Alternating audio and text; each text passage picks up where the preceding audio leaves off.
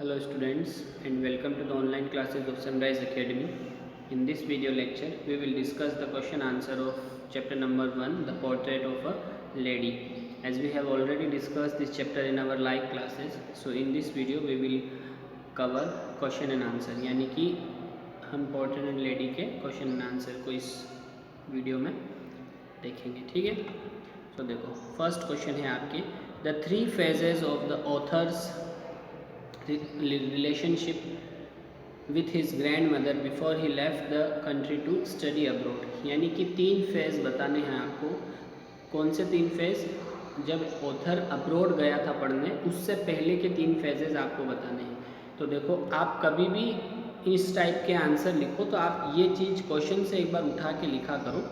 The 3 phases are, या अब जैसे मैंने शॉर्ट में लिखा है इसको आप लॉन्ग में क्वेश्चन से उठा के यहाँ से भी लिख सकते हो. ये देखो यहाँ से the 3 phases of author's relationship with his grandmother before he left the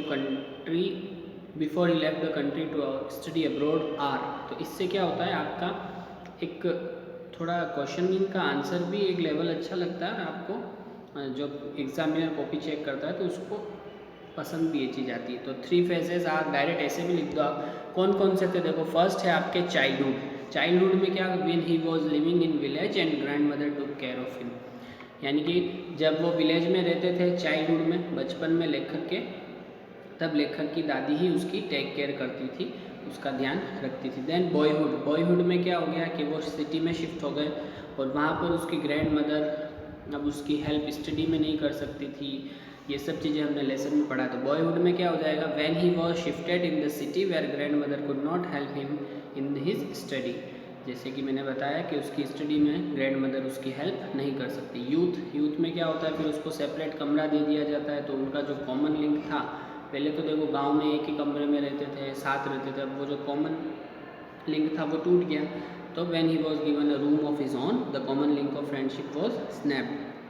ठीक है, फर्स्ट क्वेश्चन का आंसर आपको समझ में आ गया होगा. सेकंड क्वेश्चन है the 3 reasons why the author's grandmother was disturbed when he started going to the city school. जब ऑथर ने सिटी स्कूल जाना स्टार्ट कर दिया था तो ऑथर की ग्रैंडमदर को क्या चीज़ें अच्छी नहीं लगी या वो क्यों डिस्टर्ब हुए. तो देखो हमने लेसन में पढ़ा था कि उनको वो म्यूज़िक सिखाया जाता था बच्चों को, वो पसंद नहीं आया. और जो वेस्टर्न चीज़ें बताई जाती थी साइंस के बारे में, आर्किमिडीज लॉ और न्यूटन्स लॉ, ये उनको समझ में नहीं आया. उनको लगता था कि इसमें गॉड की कहीं बात नहीं की गई है. फिर दादी उसको हेल्प भी नहीं कर पाती थी पढ़ाई में, और ये सारी चीज़ें उनको पसंद आई. तो पसंद नहीं आई, ग्रैंडमदर को पसंद नहीं आई. 3 रीजंस आर, कौन कौन से रीजन थे जिससे दादी डिस्टर्ब हो गई, थोड़ी सैडनेस में आ गई. She could no longer go to school with author. यानी कि अब पहले तो स्कूल साथ में जाती थी, गांव में मंदिर भी पास में था, दादी रोज़ छोड़ने जाती और साथ में जाते साथ में आते. अब दादी उसके साथ स्कूल नहीं जा सकती. City school was not teaching anything about God. यानी कि जो सिटी की जो स्कूल थी वो कोई भी गॉड के बारे में नहीं बता रही थी. जैसे हमने पढ़ा कि आर्किमिडीज लॉ और साइंस के और जो वेस्टर्न स्टडी के बारे में समझाया गया है, मतलब बताया जाता था लेखक को, तो ये चीज़ें दादी को पसंद में नहीं आई.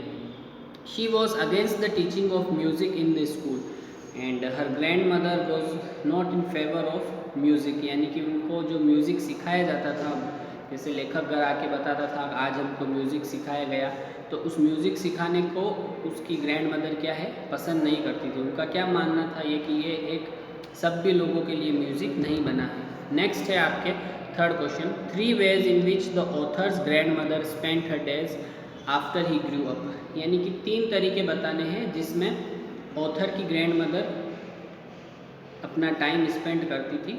किस तरीके से स्पेंड करती थी? Most of the time she lived alone in her room. अपने रूम में अकेले रहती थी वो. She set at her spinning wheel reciting prayer. Spinning wheel मतलब जो वो चेयर होती ना आगे पीछे हिलने वाली, उस पर बैठी रहती थी और अपनी प्रेयर को वो करते रहते थे. She use to feed the sparrow in the evening. और शाम के समय या अर्ली नून के समय, मतलब लेट नून के समय क्या करती थी वो, चिड़ियाओं को, स्पैरोज को दाना डालती थी. ठीक है, तो ये 3 तरीके थे जिससे लेखक की दादी अपना जो समय है वो बिताती थी. नेक्स्ट है आपके fourth, mention the odd veg in which the author's grandmother behaved just before she died. Now here you have to answer the ways in which grandmother reacted, यानी कि किस तरीके से उन्होंने रिएक्ट किया जब वो बीमार पड़ गई या उनको लगा कि मेरा अंत क्या है नियर है। तो देखो, grandmother did not talk to anyone, यानी कि ग्रैंड मदर ने किसी से भी बात नहीं की। आपको बताओ तो डॉक्टर को भी बुलाया गया, but she said that my and is near. Although doctor said that it is a mild fever, it will go around 2 days, but the grand mother said that my and is near, मेरा अंत नज़दीक दिख रहा है। फिर उन्होंने सबसे बात करना बंद कर दिया। First time in her life she forgot to pray before her death, यानी कि पहली बार उन्होंने प्रेयर करना भी भूल गई, या वो जान करके प्रेयर नहीं किया या प्रेयर करना भूल गई, वो पहली बार उनकी लाइफ में। She kept on lying in bed while telling her beads, और वो क्या है, बेड पर ही सोए रहे, यानी कि वो माला जो थी वो जब अपने हाथ में थी और बेड पर ही वो सोए रहे। नेक्स्ट आपके 5th क्वेश्चन है, the way in which the sparrows express their sorrow when the author's grandmother died, किस तरीके से चिड़िया ने या स्पैरोज ने अपना दुख प्रकट किया जब ग्रैंडमदर की डेथ हो गई थी। All the sparrows gather around the corps of grandmother, they were very sad, यानी कि गैदर्ड अराउंड मतलब कि उस जो कॉर्प्स जो पड़ी हुई थी, लाश जो पड़ी हुई थी ग्रैंडमदर की, उसके चारों ओर बैठ गई वो, या उसके आसपास बैठ गई, और वो काफ़ी सैड लग रही थी। कैसे? क्योंकि उन्होंने कोई चिल्पिंग की आवाज़ नहीं की। जब ऑथर की मदर ने उनको रोटी का टुकड़ा या ब्रेड का टुकड़ा डाला तो उन्होंने नहीं खाया। जैसे they did not make any sound of chirping, यानी कि कोई भी उनकी चहचहाट की आवाज़ उन्होंने नहीं की। और जब ऑथर की मदर ने उनको कुछ टुकड़े दिए ब्रेड के या कुछ टुकड़े रोटी के दिए तो उन्होंने खाने से मना कर दिया। ठीक है, फिर ये जो क्वेश्चंस है ये देखो, थिंकिंग अबाउट लैंग्वेज और ये सारी चीज़ें आपको नहीं करनी है। इसमें कुछ क्वेश्चन इंपॉर्टेंट है पर वो ऑलरेडी हमने ऊपर डिस्कस कर लिए। जैसे the author's grandmother was a religious person, what are different ways in which we came to know this, यानी कि ऑथर की जो ग्रैंडमदर थे वो रिलीजियस पर्सन थी। हमें ये कैसे पता चलता है? तो she used to pray in early morning, she used to go to temple, she was against science teaching और she was against modern teaching। तो ये सब चीज़ें हमें देख के पता चलता है कि वो काफ़ी क्या थी, रिलीजियस पर्सन थी।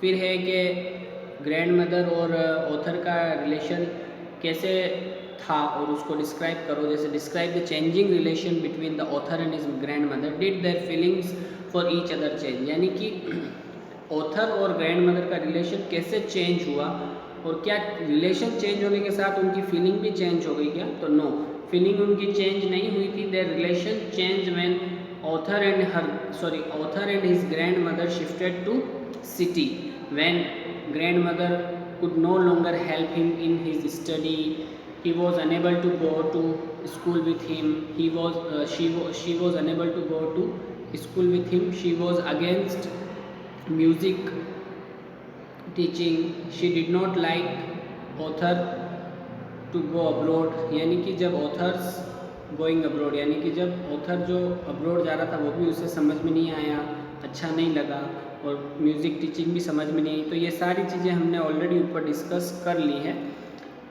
तो would you agree that author's grandmother was a person strong in character?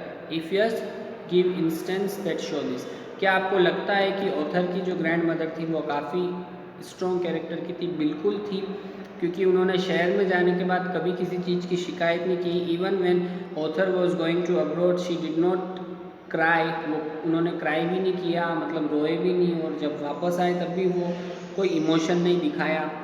मतलब इनर उनकी स्ट्रॉन्गनेस काफ़ी अच्छी थी। ये क्वेश्चन नहीं करने हैं, सिर्फ एक समझाने के लिए मैंने बताया, अदरवाइज इन क्वेश्चंस को आप मत करना। You have to do this 5 questions in your notebook. I hope you like the video.